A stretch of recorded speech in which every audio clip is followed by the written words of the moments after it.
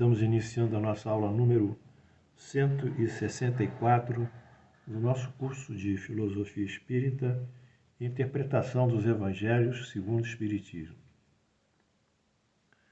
Na aula passada, estudamos as diferenças de fé, consoantes à lei da fé, constantes das epístolas de Paulo e da doutrina da fé de Paulo, relativamente ao Espiritismo. Paulo dá um sequenciamento da fé com características hereditárias, associando o pecado original de Adão, que passou para toda a humanidade e só vai ser remido através do batismo, associando esse pecado original, bem como os cumprimentos dos desígnios divinos por Abraão, na justificação abraâmica, ele associa, então, a característica hereditária deste pecado original à fé e coloca a sua posição que a fé tem características hereditárias passando de geração para geração. O Espiritismo, pelo contrário, ele concebe a fé como algo adquirido pelo Espírito efetivamente no momento da sua concepção. Vimos também que o princípio inteligente, o elemento inteligente universal, que é uma criação de Deus, de uma inteligência suprema, sublime, que regula toda a criação, como os mecanismos de um computador regulam as condições de navegabilidade de um navio ou de um próprio avião. Enfim, são instrumentos de controle. Esses instrumentos de controle dentro da criação divina estão caracterizados pelo princípio inteligente. O princípio inteligente é que regula a distância de um elétron em relação ao núcleo de um átomo, a carga que esse elétron tem, a velocidade dele, a carga eletromagnética, nós diríamos. Enfim, a relação com a gravitação, a atração desse núcleo pela gravitação e afastamento do elétron através de um espaço orbital. Então, desde esses mundos microcósmicos, não é? Desde os mundos que diríamos que fazem parte da dimensão onde atua a física quântica, que atua sempre nos espaços 10 a menos 10, quer dizer, 10 a menos 10 são, se não me engano, 10 bilhões, uma fração de 10 bilhões do metro, o metro dividido por 10 bilhões. Enfim, desde esses momentos essas dimensões tão exíguas, tão infinitas quase, até o macrocosmos, onde os espaços celestiais estão marcados pelas galáxias, pelos corpos que orbitam em torno de astros, de sóis, etc., tudo num sentido harmônico, porque não há entrechoque. Desde a própria vida, que é essa concepção que nasce de um espermatozoide, de um óvulo, e forma um ser humano, todo esse processo é regulado pelo princípio inteligente. E nós vimos que no Espiritismo esse princípio inteligente, quando ele volta sobre si mesmo e cria sobre si mesmo, ele se recria sobre si mesmo, ele cria 3 princípios também, ou 3 valores, ou seja, a concepção da vida futura, a diferenciação entre o bem e o mal e a atitude consequente, quer dizer, o indivíduo se torna responsável, ele vai ser responsabilizado pelos seus efeitos. Essas 3 dimensões, ou esses 3 princípios, ou esses 3 juízos, concepção da vida futura, diferenciação entre o bem e o mal, e o ser consequente, responsabilizar por seus efeitos, reproduzem o que nós chamamos de livre-arbítrio. Então, o exercício do livre-arbítrio é que dá a verdadeiro início, a partir dessas consciências básicas, do processo de evolução do espírito, que inicialmente, de acordo com o Livro dos Espíritos, segundo a pergunta, se não me engano, 115, é criado simples e ignorante. Simples que não tem nenhuma experiência de vida, vai começar do zero, não tem nenhuma vivência. Ignorante porque nada sabe. Então, a partir do zero é que ele vai evoluir e formar até os espíritos superiores, os espíritos puros. E nessa visão espiritista, evolucionista, construtivista, nós entendemos que a fé é inata, né? Ou seja, quando foi criado esse espírito, com essas circunstâncias, a fé também foi criada. Então a fé é uma condição inata no espírito. Todos os espíritos têm a consciência da fé, embora muitos ainda não atinjam a esse conhecimento. Bem, isso foi a aula passada. Na aula de hoje, nós vamos avançar ainda na epístola de Paulo, nos seguintes textos, que ele diz: pois todos pecaram e carecem da glória de Deus. Ele alega que também o pecado é uma condição hereditária, porque todos pecaram, não é? O pecado iguala e nivela a todos, indiferentemente, judeus e gentios. Para superar esse estado de imperfeição moral, Paulo assinala a busca da glória divina. Todos precisam da sua misericórdia. Precisamos da misericórdia de Deus. Todos. Ou seja, atende gentios e judeus. O Espiritismo, nessa concepção de pecado, ele não tem concepção de pecado. Isso que é interessante. O espírito, na nossa concepção, o espírito sofre a pena das suas imperfeições, seja no mundo espiritual, seja no mundo corporal. Todas as misérias, todas as vicissitudes que se sofre na vida corporal são resultado das nossas imperfeições, expiações das faltas cometidas, seja na existência presente, seja nas existências precedentes. Toda falta cometida, todo mal realizado é uma dívida contraída, que deve ser paga. Se não for em uma existência, o será nas seguintes ou nas seguintes. Porque todas as existências no Espiritismo são solidárias, ou seja, pelo processo de encarnação, são elos que vão se ligando, né? Porque o que o indivíduo fez nessa encarnação aqui, cometeu, os efeitos, muitas vezes ele vai responder por esses efeitos numa outra encarnação, né? Ou em outras encarnações. Às vezes uma encarnação só não tem a consistência e a força para responder pelos efeitos, vamos supor, deletérios, nocivos que ele praticou. Então, uma encarnação, depois outra encarnação. Então, essa relação causal, causa e efeito, efeito, causa, causa e efeito, enfim, encarnação é que dão esse elo comum, que é o que chama o Espiritismo de encarnações solitárias. Mas como umas solidárias umas com as outras? Aquele que paga uma dívida presente não terá de pagar-lhe numa segunda vez. Allan Kardec, O Céu e o Inferno, A Justiça Divina segundo o Espiritismo, Céus, edição de 2011, página 121.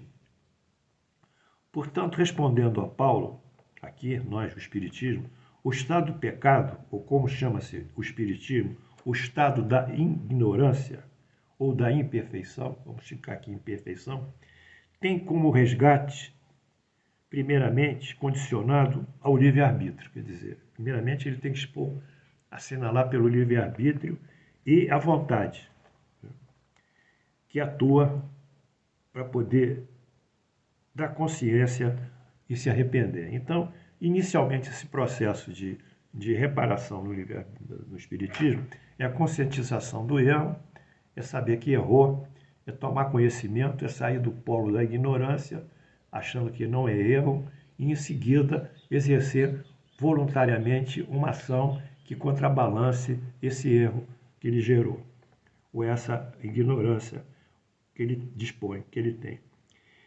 É pelo livre-arbítrio que o espírito se arrepende, ou seja, toma consciência dos seus erros. Preste atenção, nós não estamos falando em pecado não, hein? Nós estamos falando em erro. É diferente, hein? Esse vocábulo pecado não faz parte do vocabulário espírita. É um vocabulário católico, não ou cristão, seja o que for, mas não é do vocabulário espírita. Como se sabe, o Espiritismo não reconhece o pecado como uma violação às leis divinas. Reconhece sim a ignorância. A ignorância do espírito sobre a representatividade de Deus, sobre as leis divinas e sobre as suas obrigações para com o próximo. Portanto, não há pecado no Espiritismo, há ignorância. Portanto, o Espiritismo segue muitas vezes, e que hinduístas, já antes do Espiritismo, A filosofia Vedanta assinala, na Índia, que a raiz de todos os males é a ignorância.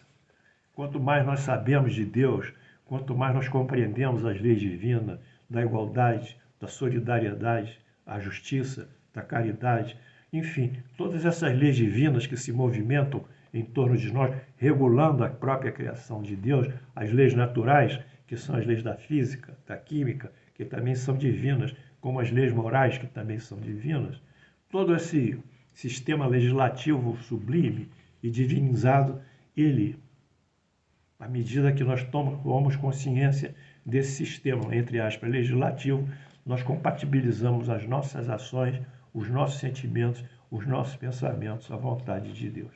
É aí que é a base do Espiritismo.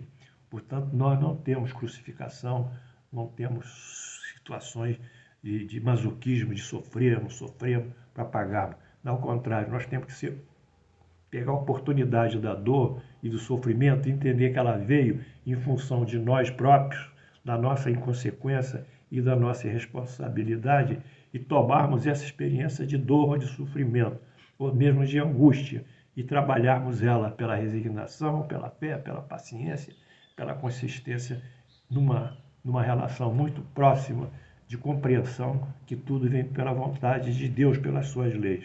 Mas Deus não está nos punindo. Deus não nos pune nem nos absolve no Espiritismo. O Deus não é antropomórfico no Espiritismo, que tem prazer quando o filho faz uma obra ou tem desgosto quando o filho não faz essa obra. Não é um Deus antropomórfico. O nosso Deus é um Deus que constitui uma inteligência sublime, superior, e é um Deus que produz tudo que existe, se manifesta, ele gera todas as coisas. Então, esse Deus nosso, nós vamos flutuar entre a ignorância e o saber para podermos cada dia mais buscarmos a felicidade. Portanto, quando Paulo responde que o estado de ignorância, ou melhor, do pecado, o estado do espiritismo, no nosso caso é o estado da imperfeição, que tem raiz com a ignorância. E seu resgate, primeiramente, é condicionado ao livre-arbítrio. Nós vimos aqui, condicionado ao livre-arbítrio e à vontade do Espírito, que atua com sabedoria de Deus. Isso nós vimos aqui. Então, nós fizemos aqui esse quadro comparativo entre o dogmatismo da fé paulina, e a razão espírita kardecista sobre o pecado. No dogmatismo da lei paulina, o pecado é uma condição natural do homem. Aqui, ó. Pecado é uma condição natural do homem. Herdado, herança. Todos são pecadores, judeus e gentios, diz Paulo. Mas eles também podem buscar a misericórdia de Deus através do batismo da fé e da lei da fé em Jesus. Então, mediante esse ato de fé, eles são justificados e alcançam a glória divina. Então, aqui é a visão paulina, que é uma visão eminentemente dogmática, baseada no que ele disse, sem comprovação real, sem fatos, sem argumentos lógicos, mas é uma fé que entra no indivíduo e ela sela, mediante a sua entrada, a libertação do indivíduo de uma forma gratuita, desconhecendo as suas ações passadas, os seus bons ou maus comportamentos. No Espiritismo, é uma situação lógica e racional, que é a razão espírita kardecista. Nós atribuímos ao nosso sofrimento a ignorância da lei divina. Em nós não há o pecado, há a ignorância. Vocês têm que fixar isso, hein? É ignorância. E evolução moral e intelectual se dá o quê? Pelo aperfeiçoamento nosso, movimentando a nossa inteligência, a nossa vontade e cada vez mais compatibilizando essa vontade e essa inteligência às leis de Deus. Portanto, quem comanda esse processo evolutivo é o nosso livre-arbítrio, as nossas opções, interagindo com a lei da causa e efeito, que nós dependemos muito do que nós fizemos no passado, cujos efeitos hoje, quer dizer, são presentificados e interagem conosco. Quer dizer, a família, o sexo, etc., uma série de situações que nós estamos vivendo, né, são condições, às vezes, decorrentes de vidas passadas, o estado social. E nós estamos vivendo isso, é a lei da causa e efeito. Enfim, nós temos o livre-arbítrio que vai interagir com a lei da causa e efeito. E essa interação gradual vai ser o caminho da nossa perfeição. Nós vamos poder expor, reparar isso, quer dizer, vamos poder arrepender que, mediante o livre-arbítrio, nós tomamos consciência que violamos a lei divina, aí começamos o processo de arrependimento, depois expiação, às vezes é necessário, uma prova, um sofrimento, e depois, às vezes, a própria reparação. Mas isso são mecanismos que dependem da nossa vontade, do nosso livre-arbítrio. São mecanismos conscientes. Eles não estão baseados em nenhuma paixão, em nenhuma fé que eu deposito em Jesus ou em Deus. Eles estão baseados na nossa atitude. E a nossa fé em Deus e Jesus, ela estabiliza a nossa consciência de amor do Pai, que criou todas essas coisas, e mediante o seu amor, todos esses mecanismos são facilitados. Nós temos a nossa fé, que a nossa fé é inata, é uma fé dedicada a Deus. Bem, posto esse primeiro quadro, nós vamos ainda para alguns tópicos de nosso amado Paulo. Justiça de Deus mediante a fé em Jesus Cristo. A justiça de Deus mediante a fé em Jesus Cristo. Para todos creem, porque não há restrição.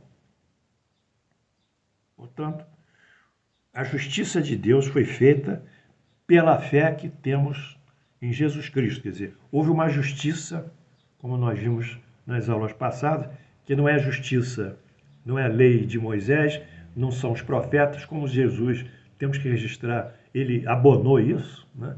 Ele validou a lei e os profetas, ele não quis desfazer, mas aqui em Paulo surge uma nova lei, uma lei alternativa, outra lei que é a lei de uma justiça de Deus que cai, e essa justiça de Deus, ela consiste na fé em Jesus Cristo, é uma nova fé. E essa fé, para todos que creem em Jesus, porque não há distinção, ela que vai dar esse sentido de libertação do indivíduo do estado de pecado. Portanto, Paulo mantém firme o eixo da sua doutrina da fé. Fé em Jesus Cristo é o caminho direto para a salvação. Na concepção paulina, não há conhecimento da lei da causa e efeito. Todas as imperfeições, violações das leis divinas, prejuízos ao próximo são desconsiderados e, por consequência, superados pela fé em Jesus. Então, todas essas circunstâncias, né, são desconsideradas, né? Só vale mesmo ser validada a fé em Jesus. Aqui é um novo quadro comparativo que nós estamos colocando aqui. A dogmática da fé paulina de um lado e a razão espírita kardecista do outro. Aqui tem a fé, a base da dogmática paulina é a fé. A base da razão espírita kardecista é o progresso moral e intelectual, é a lei da evolução. O kardecismo é a lei da evolução, a lei do progresso. E aqui, em Paulo, é a dogmática da fé. Nós falamos dogmática porque isso é um conceito que ele criou e se fechou em si mesmo como dogma. E nós não temos condições de questionar isso porque somos proibidos de questionar os dogmas, de acordo com a teologia católica. Bom, então, na dogmática da fé paulina, a gente tem a fé em Jesus, tem-se a fé em Jesus, e mediante a fé em Jesus, a remissão dos pecados, e aí alcança-se a justificação. Mais uma vez, a base é a fé. Na razão espírita kardecista, como nós vimos, que é a base evolutiva, nós temos como consequência o livre-arbítrio, que interage com a lei da causa e efeito.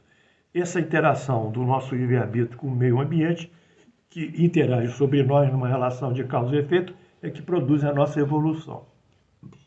E a nossa evolução gradual é quem vai nos levar a um caminho de perfeição. Portanto, a nossa evolução é um estado consciencial nosso, baseado nas nossas atitudes no bem, e no cumprimento das leis divinas, consoantemente a principal delas, que é a lei da caridade, não é? É o princípio da caridade, porque fora da caridade não há salvação. O amar ao próximo com a si mesmo, que na realidade equivale não ao estado de amor ao próximo, mas fazer a caridade ao próximo. Então esse viés nosso é um viés lógico e racional, que atende às nossas necessidades da inteligência. Enquanto esse viés dogmático paulino, ele não atende a inteligência nenhuma. Ele deixa num estado de devoção que, às vezes, não responde pelo nosso processo de conhecimento e de evolução psicológica espiritual. Bem, eu vou andar mais um pouquinho, porque o tempo está terminando. Vamos ver se eu consigo andar. Acho que dá sim. 4. Diz Paulo, sendo justificados gratuitamente, quer dizer, o que é justificados gratuitamente? É sem qualquer ônus no contexto, sem exigência moral, sem merecimento. É uma coisa gratuita.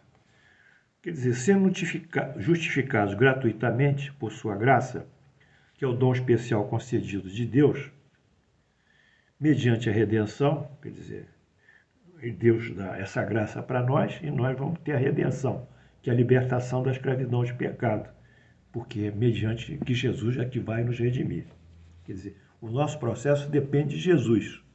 Aqueles que não são cristãos, como nós disse, os hinduístas, os judeus, os islâmicos, os budistas, os taoístas, seja os outros que forem, eles estão excluídos do processo de redenção, porque eles desconsideram Jesus, portanto, não são filhos de Deus. Nessa concepção aqui exclusivista. A justificação, estado de bem-aventurança, junto a Deus, é alcançada pelo dom especial, que é dado gratuitamente, desconsiderando as ações passadas, no bem ou no mal. Inicia a partir do momento que Jesus o liberta da escravidão do pecado. Isso acontece no momento da redenção, segundo Paulo. Então, nós temos mais um gráfico aqui interessante, que é a lei da fé, que é a nova justiça divina. Como é que isso processa em Paulo? A lei da fé, a nova justiça divina. Primeiro, tem a fé em Jesus, leva à remissão dos pecados, com a remissão dos pecados a redenção, que é um dom recebido gratuitamente, que é a graça, e o estado de bem-aventurança, que é a justificação. Então, nesse processo, remissão dos pecados, graça e o estado de bem-aventurança e justificação, tudo calcado numa fé em Jesus, o indivíduo vai chegar a essa justificação, que é um estado em que um espírito convive com o meio ambiente divino, ele convive com Deus, segundo a igreja. Portanto, aqui tem uma justiça divina que regula essa lei da fé, mas é uma justiça sem lei, porque não obriga a nada, a não ser a devoção a Jesus. E está calcada no direito de herança e, portanto, calcada na filiação divina. Por o indivíduo ser filho de Deus, ele tem esse direito a essa herança, e essa herança justamente é a libertação dele pela adoração a Jesus. No Espiritismo, não há a remissão do pecado, na ausência de esforço reparatório ou expiatório do espírito. Nada é gratuito, tudo se adquire por mérito. O estado de bem-aventurança é dado aos espíritos puros, que mais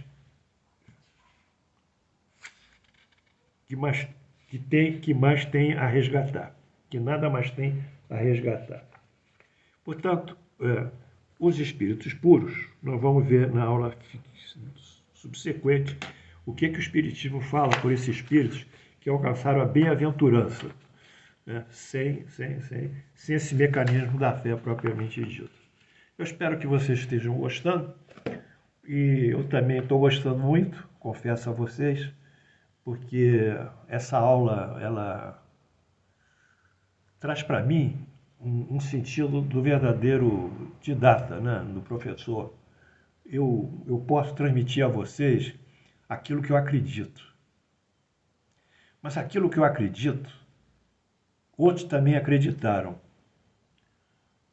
O próprio Jesus acreditou. acredita. Então, a doutrina espírita, ela começa com Jesus, em João 14, que prediz o seu advento. Ela nasce através de Jesus, que é o Espírito de verdade, ele que é o responsável pelo advento da doutrina espírita. E ela tem como característica, basicamente, a razão e a caridade. Através da razão, nós exercemos esse juízo de valor e fazemos essas críticas construtivas. E através da caridade, nós nos debruçamos sobre o próximo em qualquer circunstância. Então, são esses valores que eu passo a vocês. E por isso eu estou muito grato, porque eu tenho certeza, pela razão, pela lógica, pelos fatos positivos que o Espiritismo traz, por toda a literatura, bibliografia trazida por Allan Kardec nas suas obras, inclusive na Revista Espírita, por tudo que existiu e existe, eu tenho certeza que esse é o grande caminho e o grande futuro da humanidade. Um dia, nós vamos ensinar aos alunos que não há pecado, mas há ignorância. Então, eles têm que estudar. Têm que ser virtuosos e intelectualizados. Esse é o grande caminho de um futuro melhor.